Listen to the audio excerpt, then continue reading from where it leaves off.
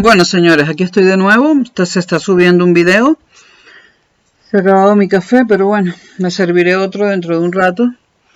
Madrid, 20 de abril de 2021, 9:04 p.m. o 21:04. Saludos, España. Ya se fue la luz. Buenas noches, España. Buenas tardes, Venezuela. A mí al principio cuando alguien a las 9 de la noche me decía buenas tardes, yo pensaba, me quedaba loca, ¿no? Es que aquí no existe el good evening. El good evening es perfecto. Debería existir en todos los idiomas. Porque el evening existe, pero bueno. Miren, yo, me levanto deprimida y por culpa de eso me conecté tarde a una clase que tenía de historia contemporánea mundial. Y era muy interesante. Le pregunté por el chat al profesor si se podía acceder a sus apuntes por algún lado. Y este profesor es un malhumorado y además se nota que es chavista. Yo le he corregido varias cosas. Como es chat y él no me escucha la voz, él piensa que soy española. Él me dijo que él ha comentado cosas, él es marxista, se le nota, ha comentado cosas sobre Venezuela completamente equivocadas. Él dice que Chávez nunca habló de que la soberanía residía en el pueblo, por favor. Yo le dije, Chávez a cada rato hablaba de que la soberanía residía en el pueblo. Y él me dice, eso es mentira, usted está mal informada. No le dije soy venezolana para no armar lío y además hubo una española, supongo que era española, que me mandó a callar en el chat, pero hay que saber lo que se dice. Hay que saber lo que se dice.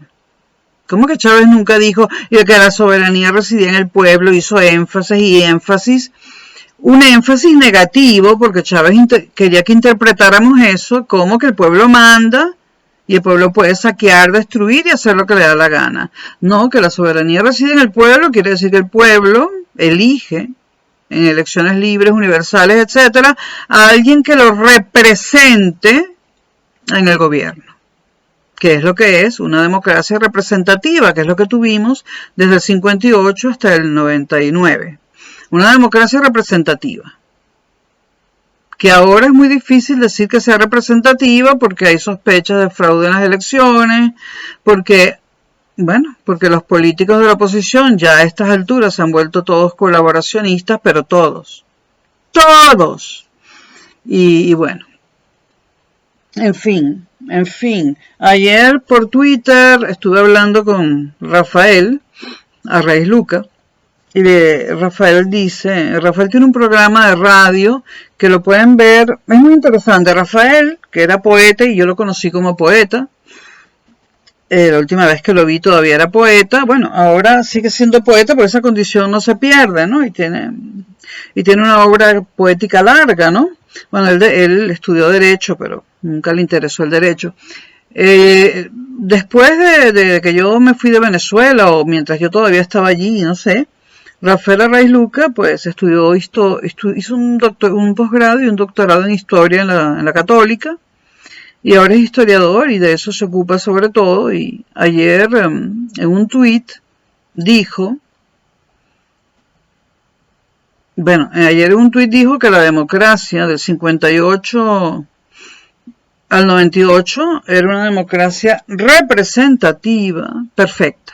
Prácticamente no dijo esa palabra, no dijo perfecta, pero dijo, esa era una gran democracia, una democracia de verdad participativa. También agregó, ha habido muchos experimentos de democracia directa y todos han fracasado en el mundo. Eso es cierto, en eso estoy de acuerdo con él.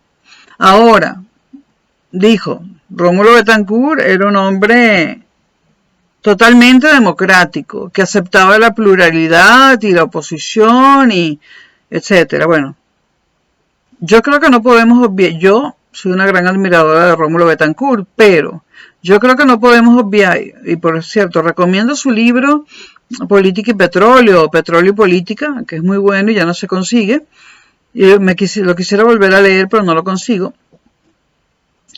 Pero Rómulo Betancourt, señores, él estuvo en un primer periodo democrático que tuvo Venezuela del 45 al 48, donde no fue nada democrático, ¿no?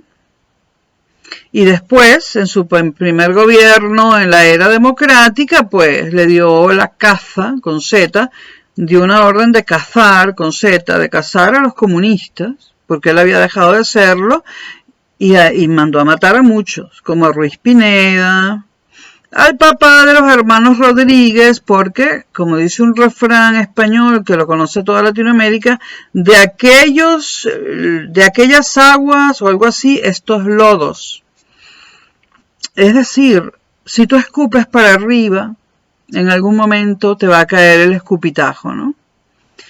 Rómulo Betancourt debió haber controlado la guerrilla venezolana sin mandar a matar a los dirigentes políticos comunistas. Evidentemente, la orden de matar a Ruiz Pineda vino de él. No tendrían que haber matado a Jorge Rodríguez, aun cuando fue uno de los responsables del secuestro del empresario de la Owens Illinois, del presidente de la Owens Illinois en Venezuela.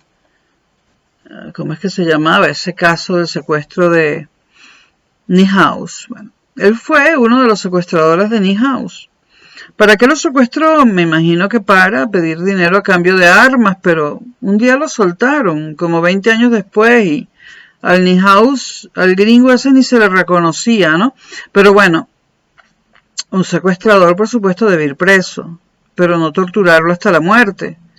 Porque escupimos para arriba, Betancourt escupió para arriba, mató a Jorge Rodríguez y se olvidó de que tenía hijos y esposa y que iban a crecer. Y ahí tenemos al hijo de Jorge Rodríguez Jr., que es psiquiatra, y tenemos a Delcy, ¿no? Delcy Rodríguez es la cosa. Bueno, ahí las tenemos. La gente dice, son una basura igual que su padre y tal. Eso lo dice gente cuyo padre no ha sido asesinado ni torturado. Yo no comparto la ideología política del padre de los hermanos Rodríguez. Pero torturar hasta la muerte a alguien en lugar de llevarlo a un juicio y dictar una sentencia de cárcel y punto, como debe ser en un Estado de Derecho, pues bueno, se cargaron a Jorge Rodríguez de la peor manera posible. ¿Y qué quieren? Que Daisy Rodríguez y Jorge Rodríguez hijo nos amen a los que somos demócratas. No debieron haberlos criado en el odio. No sé si los criaron en el odio, pero el caso es que, aunque todo el mundo dice que odian mucho, ellos se cuidan mucho de decir expresiones de odio. Yo no los conozco personalmente, pero yo antes de juzgarlos, querría conocerlos personalmente y hablar con ellos. Porque yo no juzgo a las personas por lo que dicen otros, ni por los chismes, ni por los rumores. Eso no tiene nada que ver conmigo. Yo juzgo a las personas cuando las conozco, o cuando tengo información certera, cierta, de que lo que se dice es cierto, o de lo que se escribe es cierto. Bueno, entonces creo que Rafael Arraiz Luca debería haber comentado en su programa de radio y en sus libros, bueno, los pequeños defectos de la democracia puntofijista, ¿no? Matar políticos que eran comunistas, asesinarlos. No fueron solamente Ruiz Pineda y Jorge Rodríguez, fueron muchos más. Julián Grimau, a quien le cantaba Soledad Bravo. Julián Grimau. Bueno, Soledad Bravo, que a mí me dio mucha risa. Cuando llega Chávez al poder, es Soledad Bravo. Pues Soledad Bravo yo la conocí, como todos la conocimos, cantando canciones de la nueva trova cubana. Aunque no, antes de eso, yo la conocí desde el principio de su carrera, cuando yo era niña. Ella no debe ser mucho mayor que yo. Yo la conocí cantando canciones, las canciones de Asturias, las canciones de protesta de Asturias, que eran canciones de protesta españolas. Porque, si no lo saben, Soledad Bravo es española y nació en España. Y la llevaron de pequeña sus padres a Venezuela. Era hija, o es hija, no sé si sus padres están vivos o muertos, de dos republicanos, que en cierta forma huyeron de Venezuela.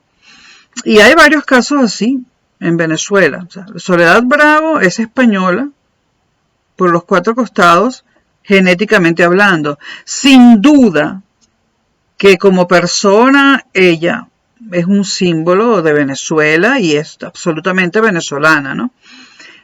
Otra persona que es española, y ustedes no lo van a poder creer, es, y me gustaba muchísimo, ella la destruyeron.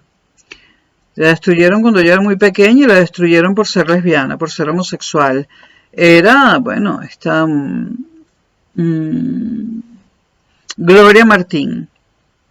Gloria Martín era una cantante de protesta española también, nacida en España, hija de republicanos y comunistas españoles y llevada a Venezuela de pequeña. Gloria Martín tenía como representante artístico el mismo representante de Joan Manuel Serrat.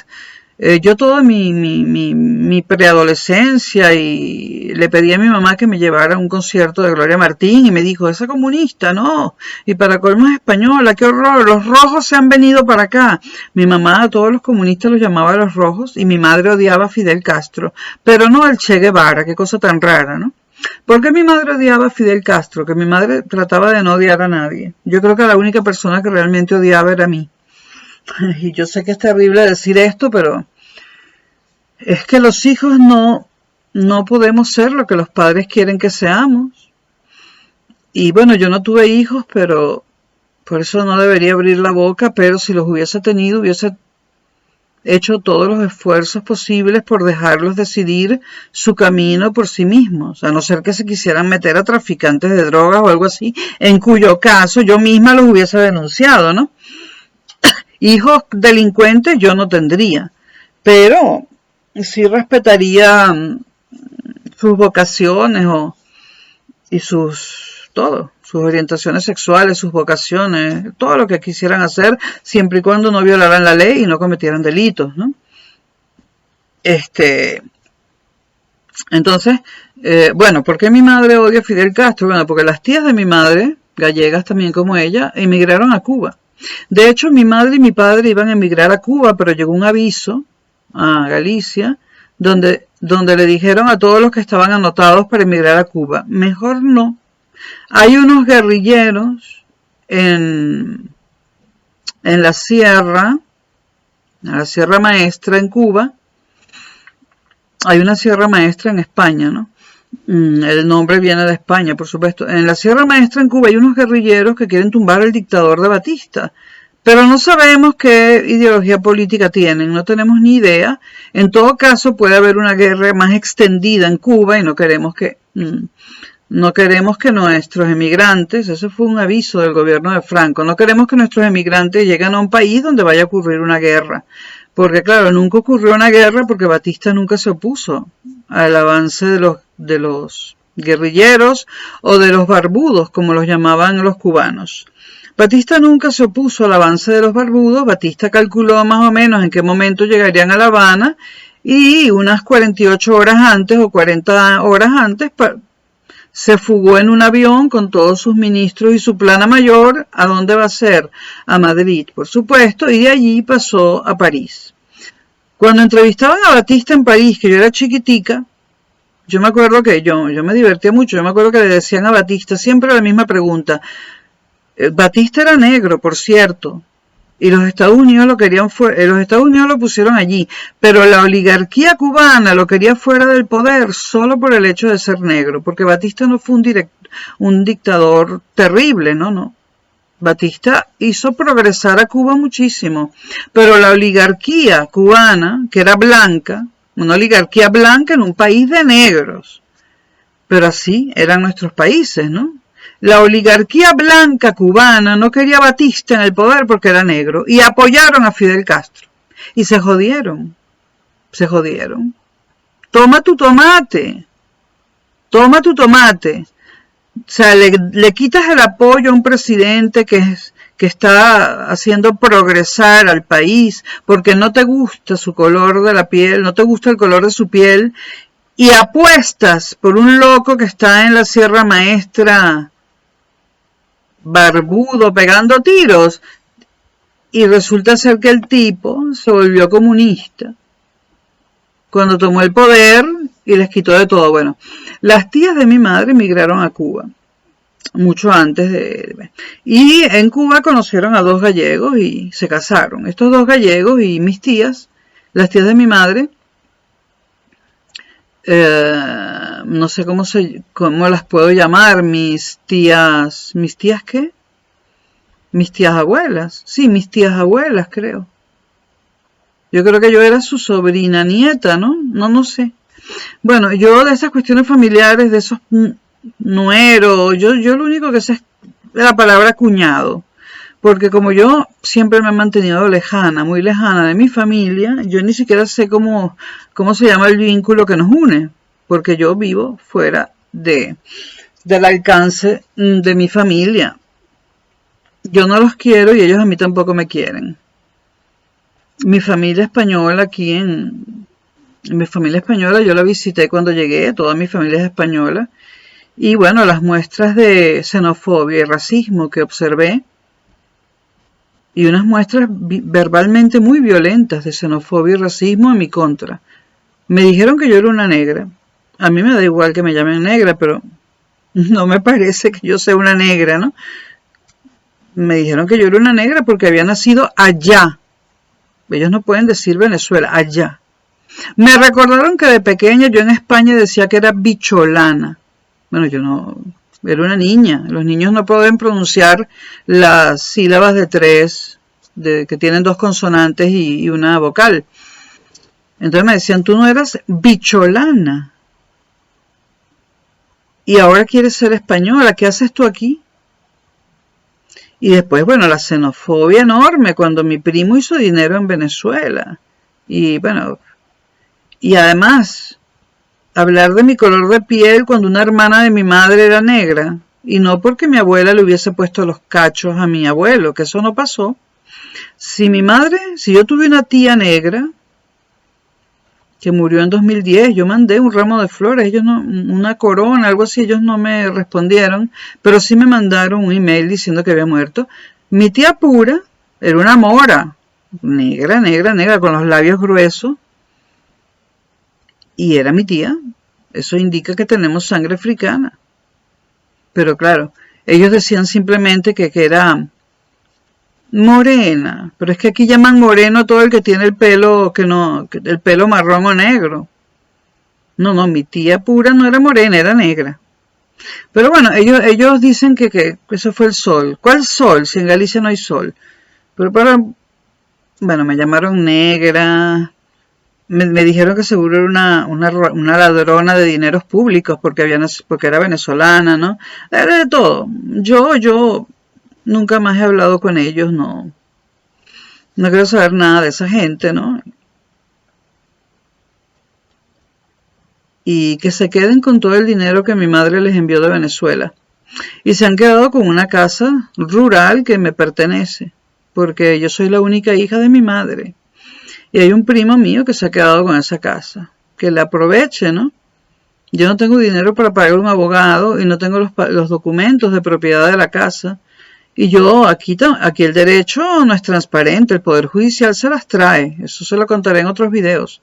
El Poder Judicial aquí se las trae, no crean que los juicios son justos. Aquí hay mucha corrupción a nivel de jueces, muchísima.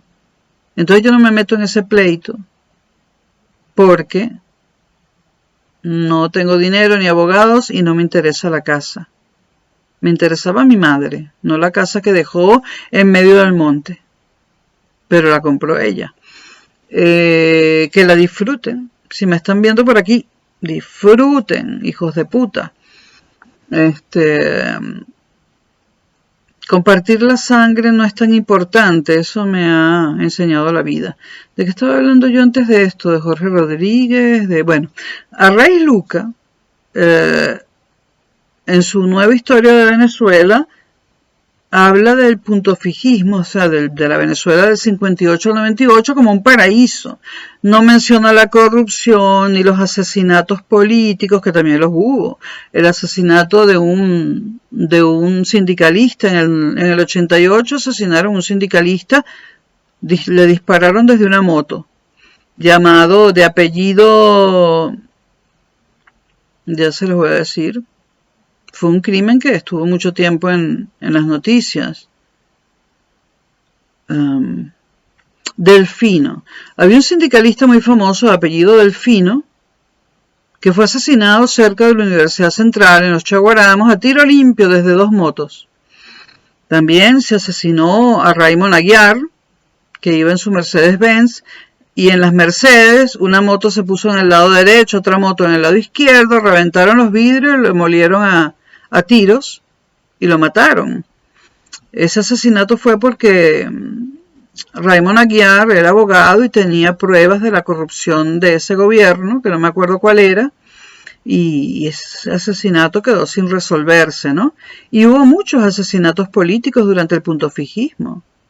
Raymond Aguiar, Delfino creo que sobrevivió, pero quedó mal, quedó vegetal o algo así, y hubo más asesinatos políticos, ¿no? Entonces, y la corrupción, por Dios, y el clientelismo político, Rafael, por Dios, porque ahora tengamos el chavismo, no podemos edulcorar una Venezuela limpia, maravillosa y perfecta que jamás ha existido. Y mucho menos durante el puntofijismo. Bueno, total que Arraiz Luca me dijo que podía, yo les voy a decir, que podía escuchar sus programas de radio, que son buenos para discutir y para la cuestión, bueno, para la dialéctica, que es el mejor modo de aprender, ¿no? Sus programas de radio, me dijo, descárgate Anchor. Seguro ustedes la conocen porque me ve gente más joven que yo, que sabe mucho más de aplicaciones informáticas. Descargué Anchor en mi móvil para escuchar los programas de radio de Rafael Arraiz Luca, donde habla de la historia de Venezuela. Anchor se llama la aplicación. Es por Unión Radio. Si alguien sabe cómo sintonizar Unión Radio desde España, pues también. Son programas muy interesantes. Aunque yo no esté de acuerdo con muchas cosas, son muy interesantes. Y siempre se pueden debatir con Rafael a través del Twitter sin entrar en faltas de educación. Rafael, a quien entra en faltas de educación, lo bloquea. Y bueno, tiene toda la razón en bloquearlo. Está haciendo podcast. Bueno, entonces yo estaba hablando, pero Dios mío, ¿de qué empecé a hablar yo? Bueno, que me conecté tarde, me desperté mal y me conecté, sí, de mi currículum. Bueno, aquí en España y a partir del año 2014, yo me inscribí en la Universidad Nacional de Educación a Distancia y de 2014 para acá, a veces con mucha energía y a veces con mucha menos, yo curso 3 grados, 3 carreras. Historia del arte, historia y economía. Historia del arte porque siempre me ha interesado. Historia porque desde que pasó lo que pasó en Venezuela con Hugo Chávez y que él hablaba de la historia de Venezuela y de cosas que yo ni siquiera sabía, el comandante sí que sembró en mí el interés por la historia, al principio por la historia de Venezuela y luego por la historia en términos generales. Eso sí se lo debo al comandante. Y entonces, bueno, me he inscrito, también curso el grado de historia. Y el de economía, sobre todo, cojo asignaturas que tengan que ver con la Unión Europea, ¿no? La economía ha cambiado mucho desde que yo trabajé para el gobierno de Pérez. Ha cambiado la macroeconomía, ha cambiado la micro, ha cambiado todo, las organizaciones internacionales, el comercio, ¿no? Entonces son cosas nuevas.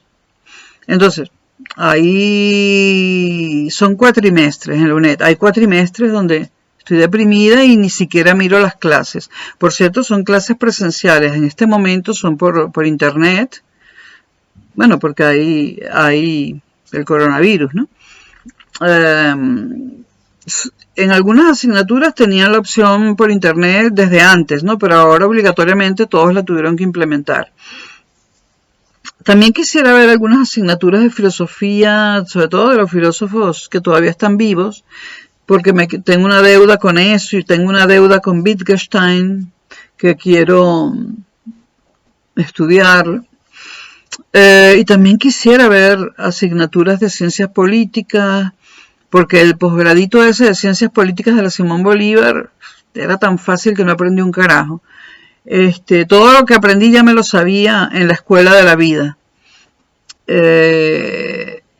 Y bueno, hay cuatrimestres en que estudio mucho y apruebo varias asignaturas y cuatrimestres en los que la depresión no me deja y cuatrimestres en los que el trabajo no me deja. Y en este momento, bueno, este año hice una barbaridad. Tomé 21 asignaturas entre economía e historia. No tomé ninguna de historia del arte. ¿Y por qué curso solo 3? Bueno, porque no se puede cursar más de 3. ¿Cómo lo hago si no puedo pagar la luz? Porque me han exonerado de la matrícula. Sin embargo, pago algunas cosas, la inscripción, algunas cosas que no son muy caras, ¿no? Me han exonerado del pago de los créditos, ¿no? ¿Por qué estoy exonerada? Por la enfermedad psiquiátrica que tengo. Porque es crónica, no puedo vivir sin la medicación. Y eso produce, por ejemplo, que no pueda cumplir horarios de manera estricta. Y entonces te dan una minusvalía, que yo ni siquiera sabía que eso existía. Me dieron una minusvalía y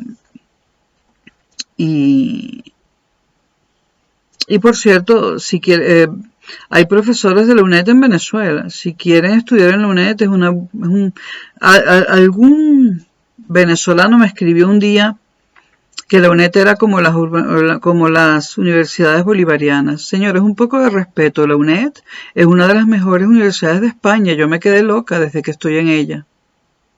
La UNED es una de las mejores universidades de España y del mundo, y llega a todas partes del mundo. En toda Europa la gente estudia en la UNED y en toda Latinoamérica.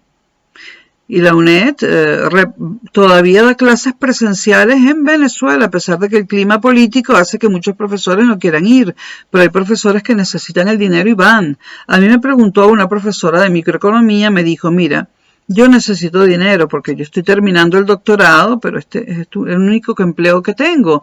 Y doy solamente 2 asignaturas, me las pagan por horas y necesito empleo. Entonces me dijo esa profesora, yo le planteé eso al equipo docente y me dijeron, si quieres ganar más dinero, te podemos, dejas de dar, o sea, puedes seguir dando eso. Tienes 2 opciones, te damos 2 opciones. Seguir dando esas 2 asignaturas, pero darlas también en las cárceles, porque las cárceles de España, la gente que no tiene nada que hacer y se muere del aburrimiento en la cárcel, pues empieza a estudiar en la UNED. Yo espero que Urdangarín, el cuñado del rey de España, esté estudiando algo, ¿no?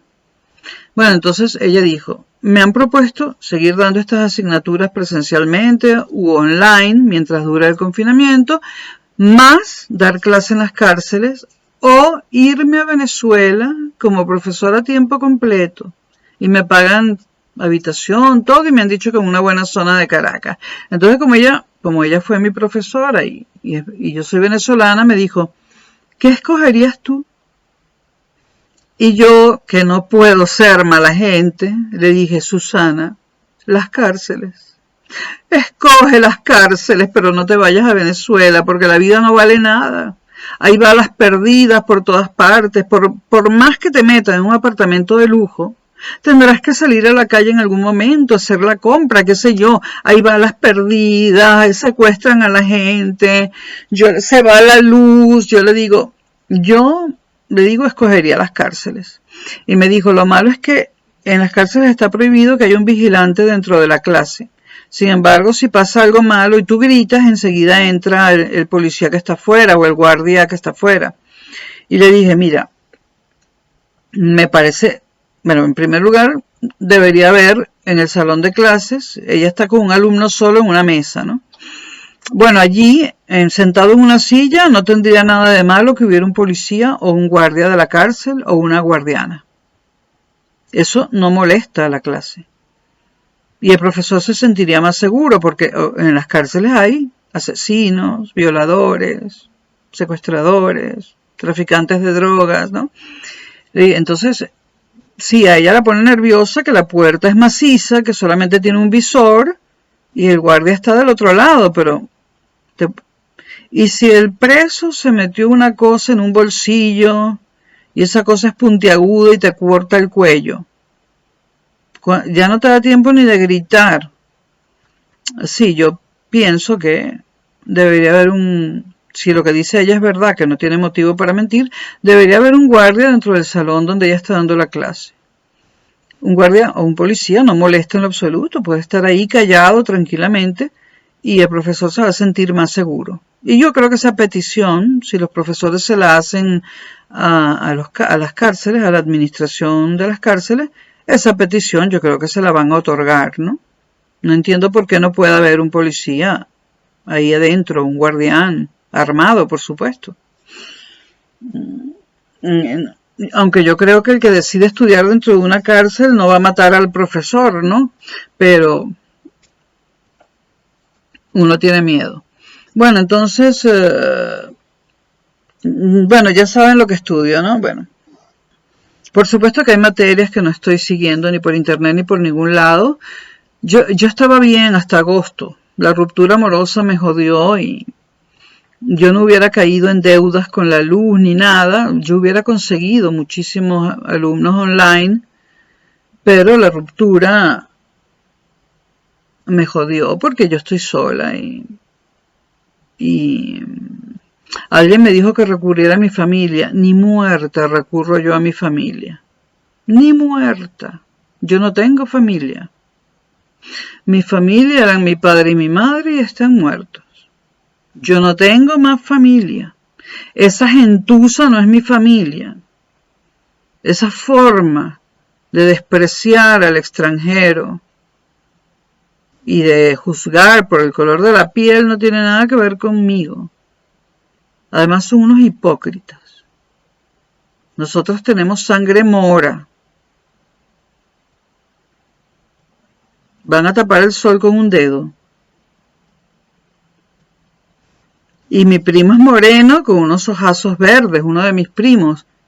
Bueno, los ojazos verdes vendrán de, qué sé yo, de Inglaterra, de Holanda, ¿no? Y lo moreno viene del África. Entérate, Miguel, entérate, es mi primo favorito. Vivió 10 años en mi casa en Venezuela. Y ahora, cuando yo llegué a España, me trató de lo peor. La gente es una mierda. Y eso que dice, son mejores los amigos que la familia, siempre. Eso lo dice mucha gente. Bueno. Sí, en mi familia hay muchos ojos verdes y azules, no los míos. Aunque mi padre tenía los ojos azules y era rubio. Mi padre tenía los ojos azules y era rubio. Mi madre tenía el pelo negro y los ojos castaños. El color de mis ojos es idéntico al de mi madre. Y el cabello lo tenía castaño antes de que hubiera canas. No era ni el de mi madre, que era negro azabache, ni el de mi padre, que era rubio.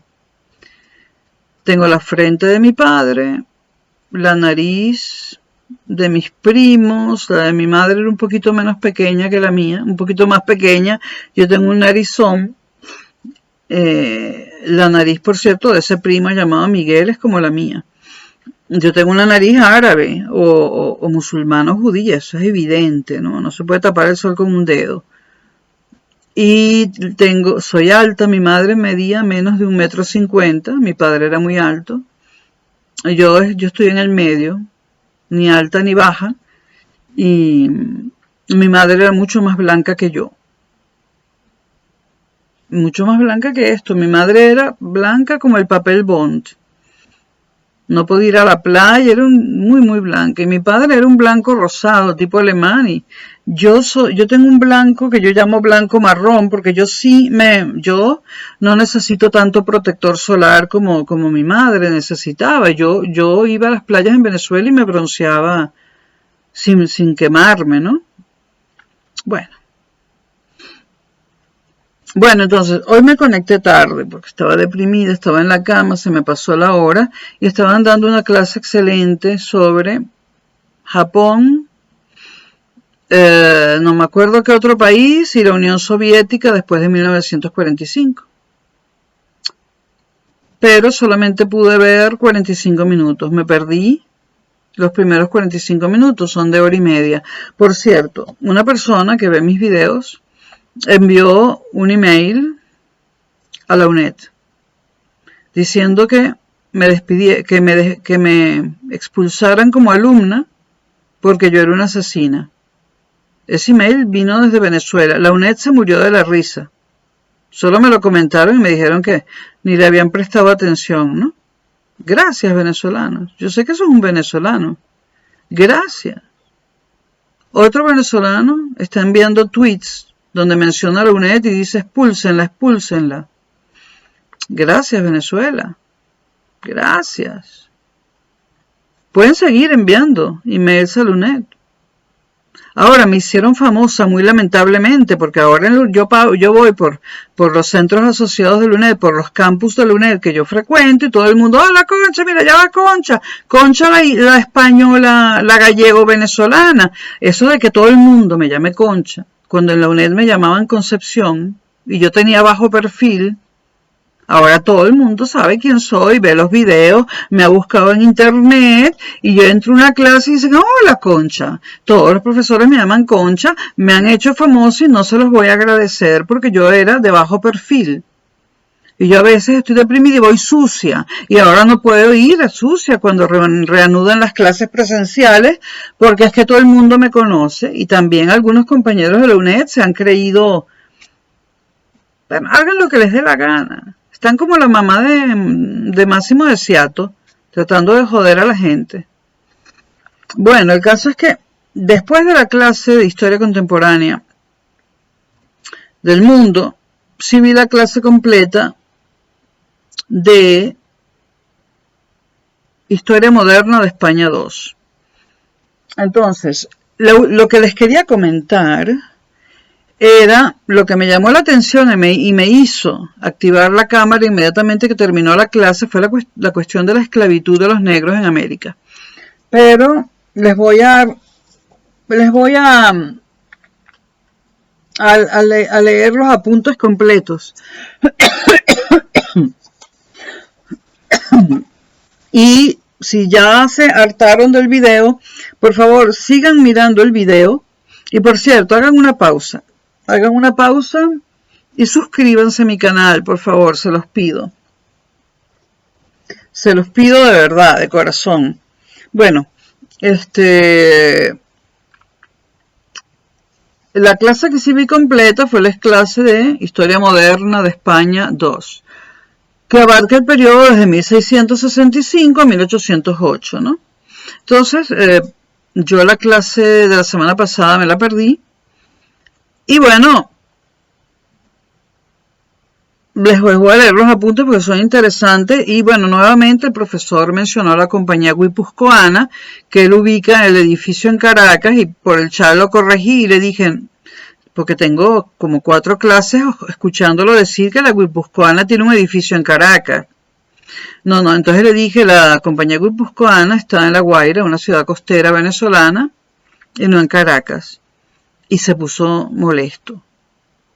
Y le digo, es solo un comentario, profesor, usted no tiene por qué saberlo si no ha vivido en Venezuela. Pero digamos que el edificio está en La Guaira.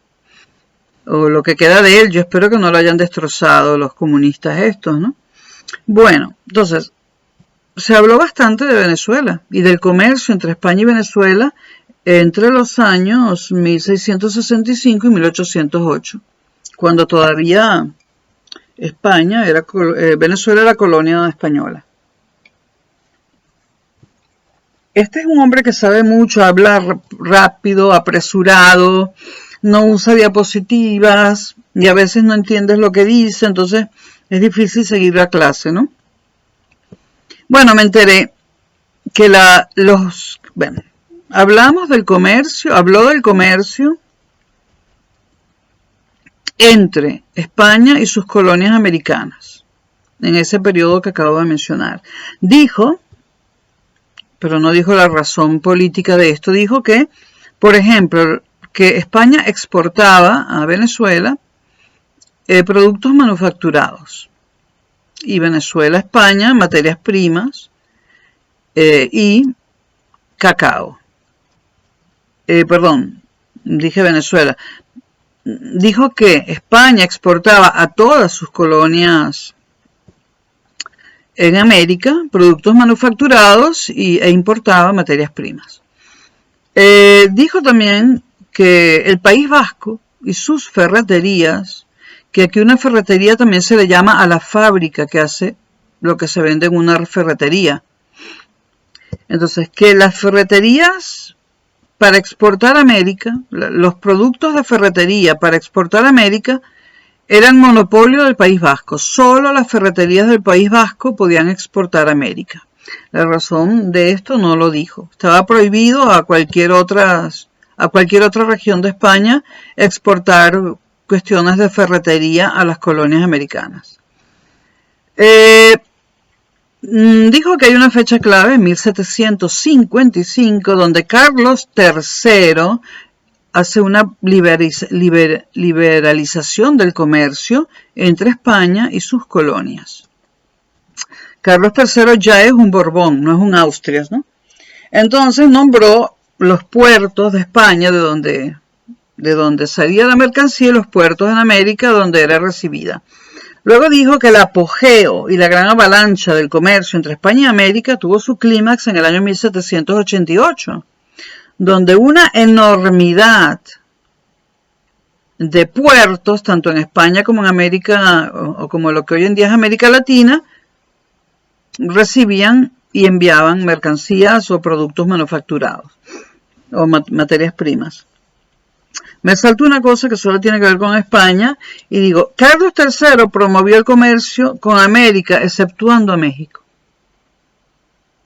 Pero, por más que le preguntamos en el chat, el profesor no nos dijo por qué Carlos III promueve el comercio con América y deja a México afuera. Tendré que estudiar esta cuestión para poder saber cuál es la razón. Si alguno de ustedes la sabe, agradecería que me la dijera, ¿no? ¿Por qué Carlos III promueve el comercio con todas sus colonias americanas, exceptuando a México? Es decir, Nuevo México, el virreinato de Nuevo México. No lo sé. Habló del comercio y del galeón de Manila, que parecía conocer todo el mundo, porque claro, todas esas personas estudiaron aquí bachillerato y vieron historia de España. Yo no sé lo que es el galeón de Manila, pero me imagino a las Filipinas y unos barcos saliendo de allí, no sé, porque las Filipinas eran territorio español, creo, en esa época, ¿no? Luego hablaron del trasvase del Pacífico al Atlántico. No existía, por supuesto, el Canal de Panamá. Y entonces, esto sí era, fíjense ustedes, España no exportaba desde España muchas de las cosas, sino desde Filipinas. Por lo tanto, iban por el Pacífico hasta América. Pero no podían desembarcar en el Pacífico, tenía que ser en el Atlántico.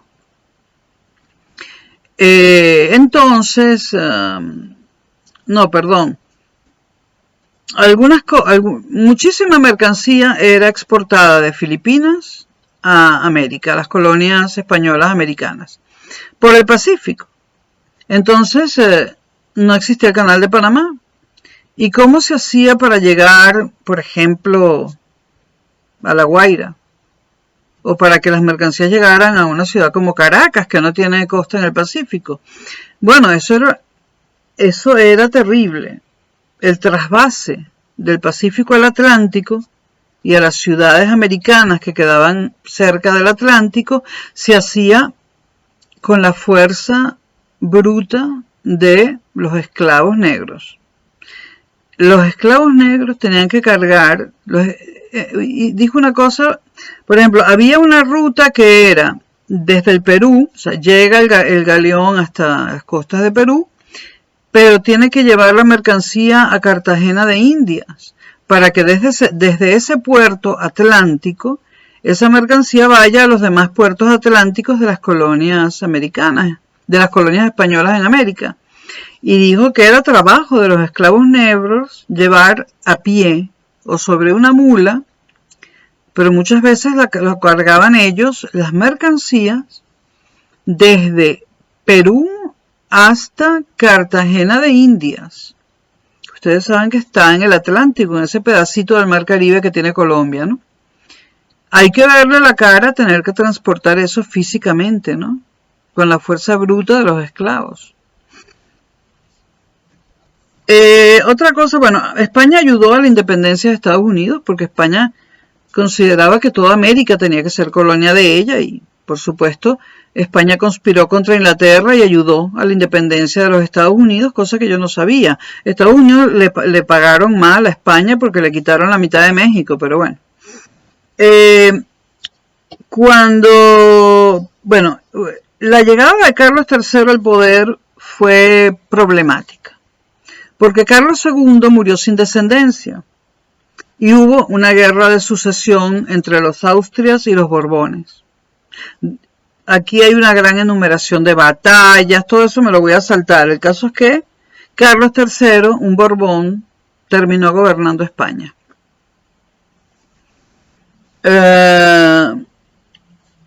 Otra cosa interesante es que a partir de los años 50 del siglo XVIII, Inglaterra había consolidado su dominio sobre los mares. La armada inglesa era la más poderosa del mundo y esto favorecía el comercio para Inglaterra. Pero lo que yo no sabía era que a partir de los años 50 del siglo XVIII, aunque Inglaterra tuviese la armada más poderosa del mundo, la segunda armada más poderosa del mundo era la española. Yo no lo sabía. Había dos potencias marítimas en la mitad del siglo XVIII, España e Inglaterra.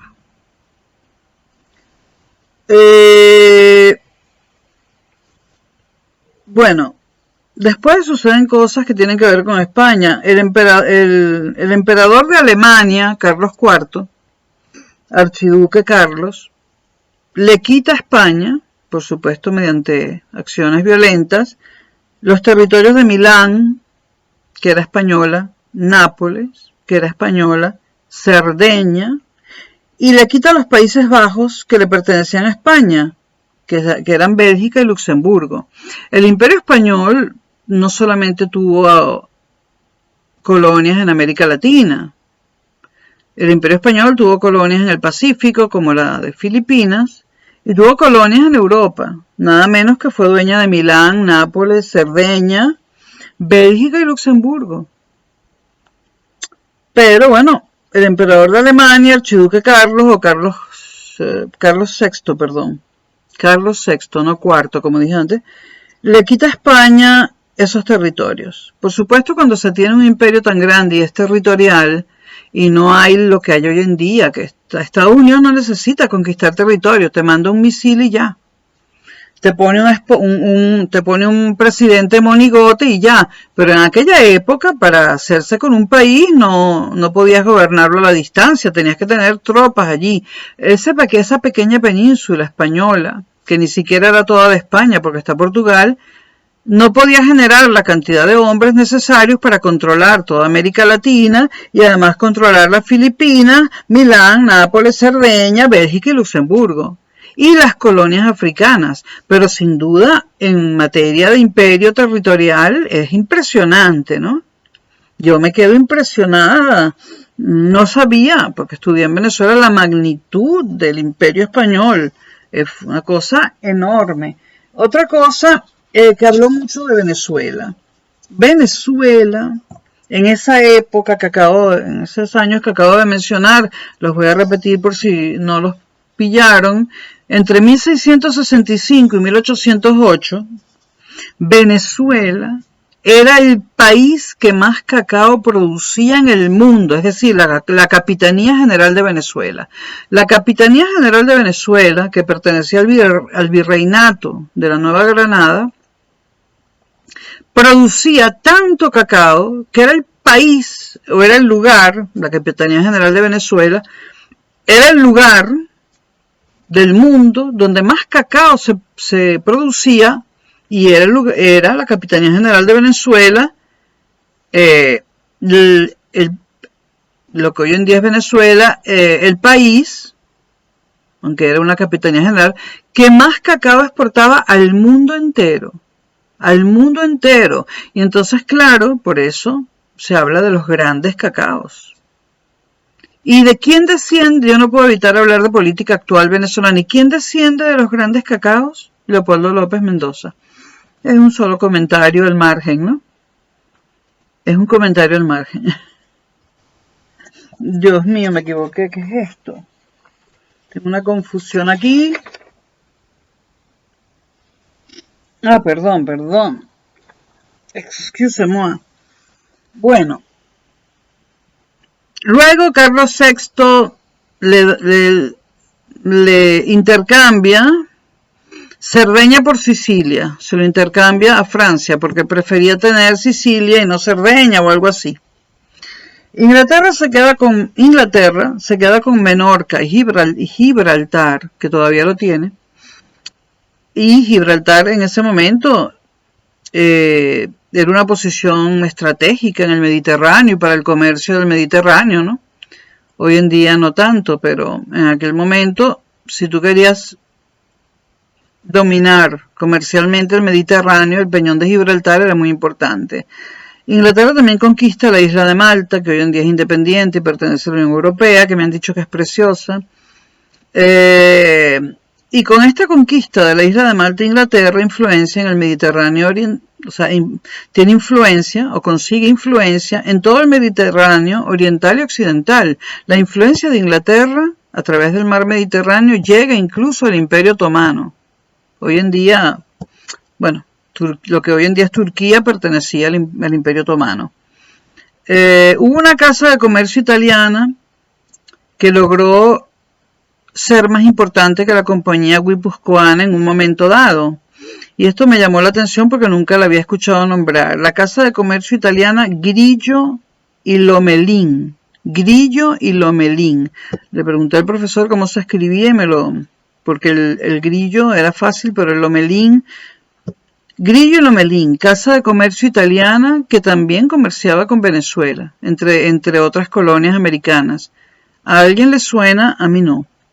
Luego, lo que más me asombró fue la última parte de la clase y no la pudo terminar, se le acabó el tiempo, sobre la esclavitud. Se hablaba de el asiento de negros, era colocar negros esclavos en América o en donde fuera. Entonces, no se hablaba de personas, sino se hablaba, o sea, los barcos llevaban como mínimo 500 toneladas de negros. Los pesaban y lo consideraban como si fuera harina o café o cacao o aluminio o hierro, o sea, 500 toneladas de negros. Decían, bueno, en ese barco vamos a meter 500 toneladas de negros. No hablaban de 2.000 personas negras o... No, la palabra persona, no. Y esto lo hacía Inglaterra, sobre todo la idea de llamar, la idea de anotar en el registro, no el número de personas, sino las toneladas, era inglesa y es inglesa. Entonces, esas 500 toneladas de negro tenían un cierto número de piezas. Se hablaba de piezas, y eso está en los documentos que reposan en todas las hemerotecas de España, de Inglaterra, etc. No se hablaba de personas, sino piezas. Se consideraba que un adulto era una pieza, hombre o mujer. El hombre para trabajo forzoso y la mujer para parir más esclavos. Un adulto, hombre o mujer, era una pieza, pero un niño era media pieza. Claro, después la gente se pregunta por qué los negros nos odian, pues, señores. Aunque yo trato de salvar a España diciendo que échenle la mierda a Inglaterra, pero señores, esto es, ¿no? Bueno, luego hubo muchos comerciantes de negros y en este periodo, a finales de este periodo, ya España no tenía que ir al África a buscar los negros, ni Inglaterra tampoco. Los negros se depositaban como si fuera una materia prima en Jamaica y Curazao, como si fuera una materia prima. Y la gente que necesitaba los negros iba a comprarlos por toneladas en Jamaica y Curazao. Fuerte, ¿no? Y pensar que esas dos islas son grandes atracciones turísticas hoy en día, ¿no? Fuerte, ¿no? Esto de considerarlos toneladas, piezas. Y en los barcos iba un sacerdote católico que bautizaba a los negros para convertirlos en personas, pero la reina, o sea, los reyes españoles decían que no se podía esclavizar a personas. Y había toda una discusión si los negros eran personas o no, y había una discusión de si los indígenas o los aborígenes americanos eran personas o no. Entonces la Iglesia Católica en los barcos bautizaba a todos los negros y decía, los he convertido en personas. Pero cuando llegaban a puerto, que llegaban la mitad nada más vivos, se convertían en piezas otra vez. Una hipocresía del tamaño de un...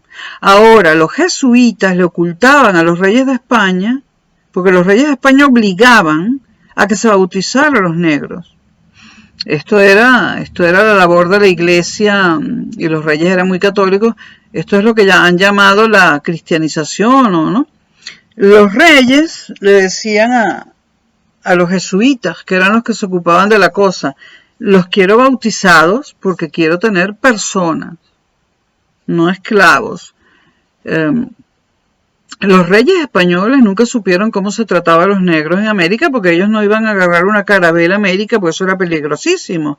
Entonces los españoles que venían y iban de América, los conquistadores, los hombres rudos que eran capaces de soportar un viaje en un velero que cruzara el Atlántico en unas condiciones donde no había GPS ni nada de eso, ¿no?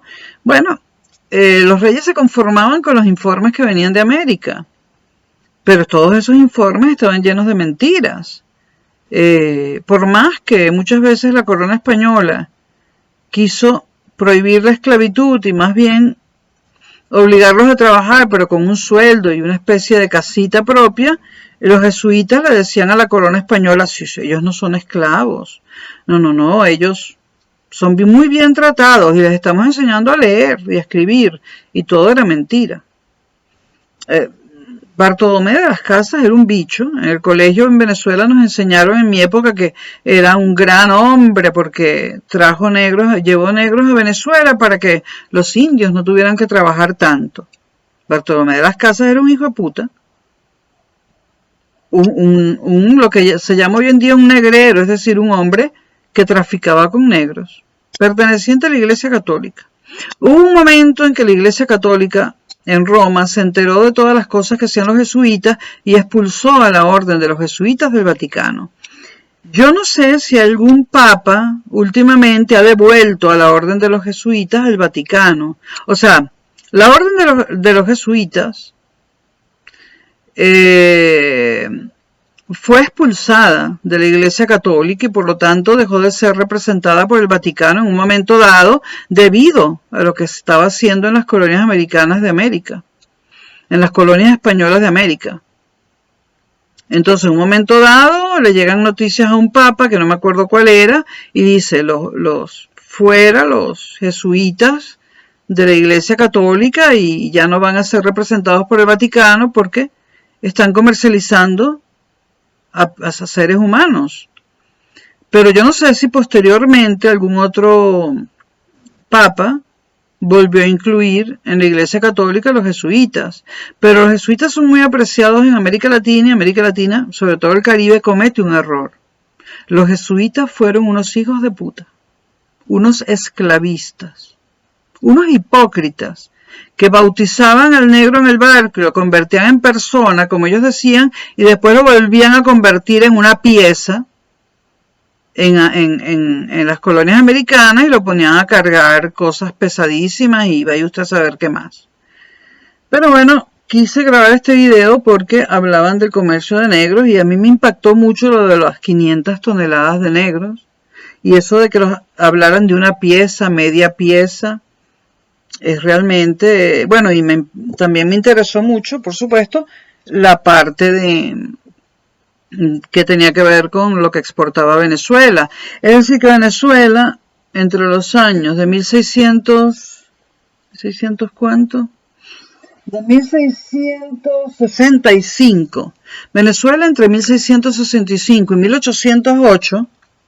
Y eso no quiere decir que antes no lo fuera y que después no lo fuera, pero en ese periodo, que es el que en España se califica como Historia Moderna de España parte 2, así se califica en bachillerato y en las universidades, en ese periodo Venezuela fue el mayor exportador, lo que hoy en día es Venezuela fue el mayor exportador de cacao del mundo. Y ahora casi no hay. Ahora se venden unos chocolatitos de cacao venezolano en la parte gourmet del Corte Inglés, que un chocolatito de este tamaño te cuesta 50 euros. Pero ¿qué vaina es esa? ¿Qué ha hecho la revolución bolivariana con las tierras del cacao? Esas tierras siguen siendo productivas. Pero ¿qué carajo ha hecho la revolución bolivariana? Si nosotros, el cacao se cotiza muy caro en el mundo. Nosotros no solamente tenemos que vivir del petróleo y del gas, tenemos que volver a plantar cacao. El mundo entero compraría cacao venezolano y de hecho ese es poquito cacao de lujo que se produce seguramente por amigos del chavismo, empresarios amigos del chavismo, ese poquito cacao de lujo que se produce, pues no se vende en Venezuela, pero lo venden en todos los sitios gourmet de toda Europa. Y Elena Broscoski, tú lo compras. Tú lo compras porque tú no piensas, ¿verdad? Tú dices que eres antichavista. Pues esos son empresarios chavistas, porque si no, no pudieran estar plantando cacao. Claro, plantan poquitico y lo venden a un precio exuberante. Y en Europa, que tiene un alto nivel de vida, lo puede pagar. Bueno, yo no. Yo no puedo comerme un chocolate venezolano, con cacao venezolano. ¿Cómo yo voy a pagar 50 euros por un chocolatito así pequeñito? Y quise comprar café venezolano también en el Corte Inglés y me encontré que un cuarto de kilo me costaba 20 euros.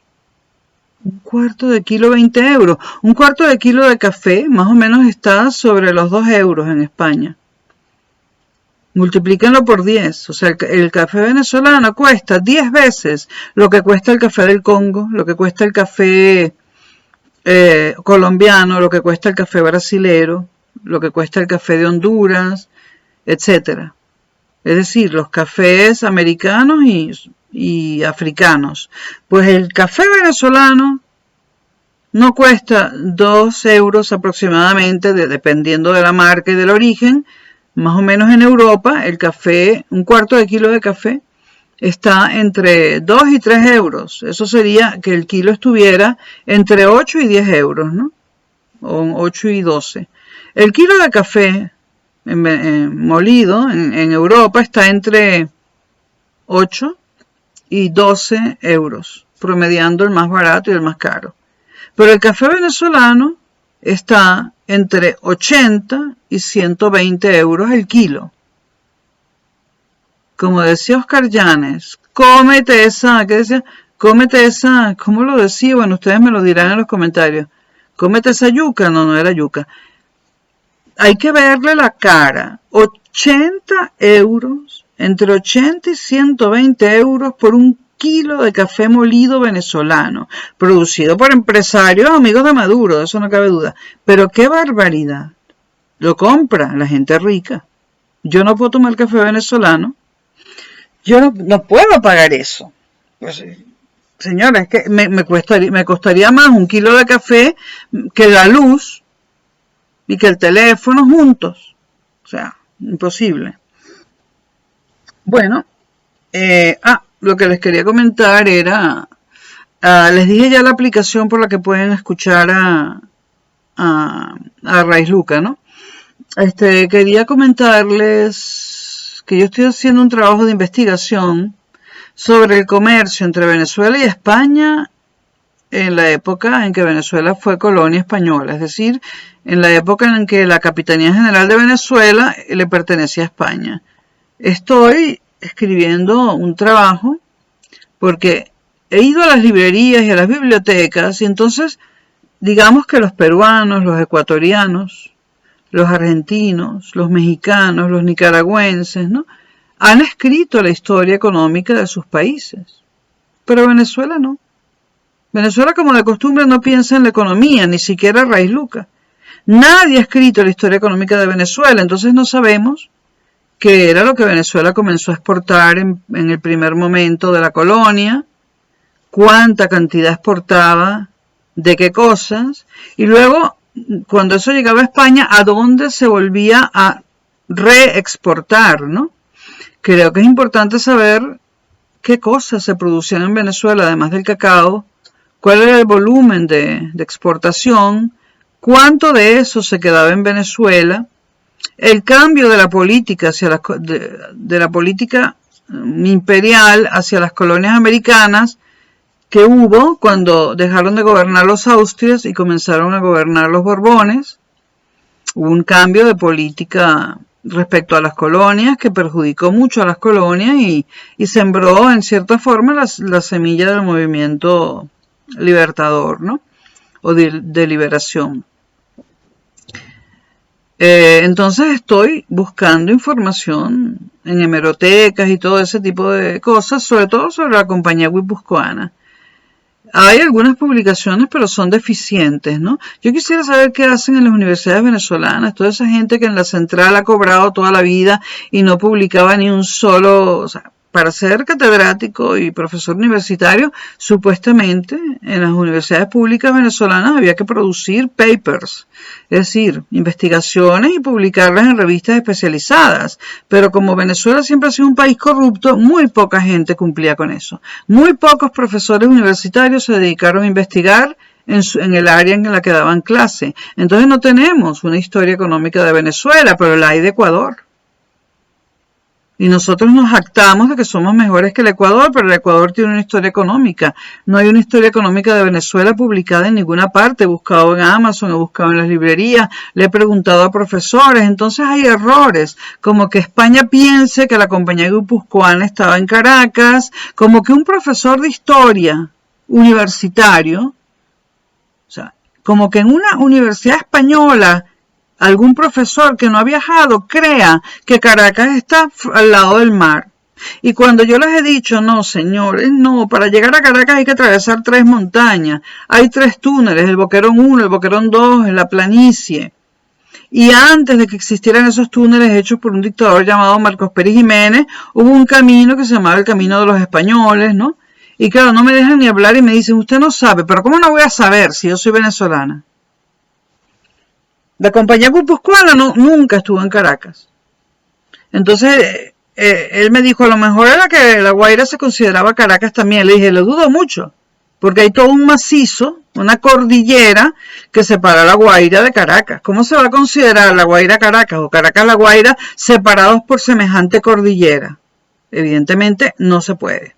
Bueno, esto lo dejo hasta aquí. Si alguien tiene información sobre el comercio entre la Capitanía General de Venezuela y España y el Reino de España o el Imperio Español en aquella época, si me la facilita se lo agradezco porque estoy tratando de hacer un trabajo sobre eso, un trabajo que como de costumbre nadie me va a pagar y veo muy difícil que yo me pueda volver a autopublicar, porque si yo tuviera dinero yo todo el tiempo publicaría mis investigaciones. No es tan caro autopublicarse, pero estoy sin dinero. Entonces yo trataré de que la UNED publique esa investigación, nadie me paga por ello, voy a ver si consigo que alguien me pague por hacer esa investigación porque hay una serie de cuadernos que tiene una editorial española sobre el comercio entre los que hoy en día son los países latinoamericanos y España en la época en que España era un imperio. Y ahí una serie de cuadernos donde está Colombia, está todos los países latinoamericanos, pero Venezuela no está.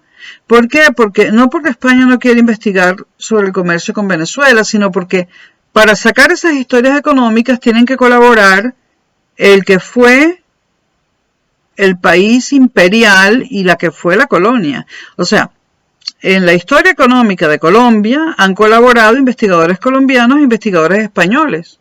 ¿Por qué? Bueno, porque el comercio era entre España y lo que hoy en día es Colombia. Pero parece ser que en Venezuela no hay nadie dispuesto, y no lo hubo antes, porque ahora yo sé que se mueren de hambre, pero antes había plata. Y los profesores universitarios podíamos vivir de lo que trabajábamos. Nadie en Venezuela quiere investigar esa vaina. Y por eso no estamos en esos cuadernillos. Y creo que deberíamos estar. Deberíamos olvidarnos del petróleo, porque ha sido el petróleo el culpable de que no estemos, de que solo se hable de petróleo. Cuando uno dice Venezuela, todo el mundo grita Chávez o petróleo. Eso es lo único que saben decir. Tú dices Venezuela, ah, Chávez, o ah, petróleo. Es muy lamentable, muy lamentable. Bueno, nos vemos próximamente.